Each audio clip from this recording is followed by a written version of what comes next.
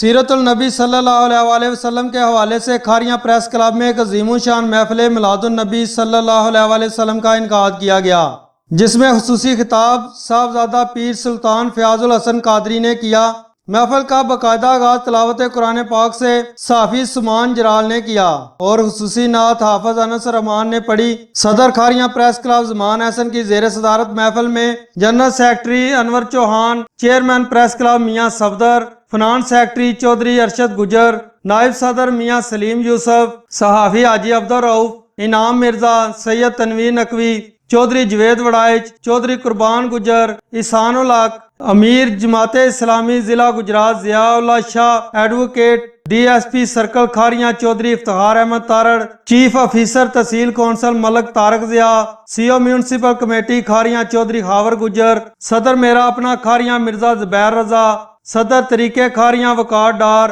صدر Pakistan Peoples party عامر مشتاق شانی، صدر انجمن جلالیہ قاری لیاقت علی جلالی، میاں غالب حسین، ندیم احمد و دیگر نے شرکت کی۔ شرکاء سے خطاب کرتے ہوئے صاحبزادہ پیر سلطان فیاض الحسن قادری نے کہا کہ ہم سب بحیثیت ایک پاکستانی شہری حکومت کے تمام احکامات کو ماننے کے دنیا کرونا وائرس کا شکار ہے۔ ہمیں بھی ایس او پیز کا خیال رکھنا چاہیے تاکہ ہم حکومت کی جانب سے اٹھائے گئے اقدامات کو کامیاب کروا سکیں، جو ہر پاکستان کا اولین فرض ہونا چاہیے۔ انہوں نے کہا کہ قرآن کی تعلیمات پر عمل کر کے ہم ہر طرح سے ایک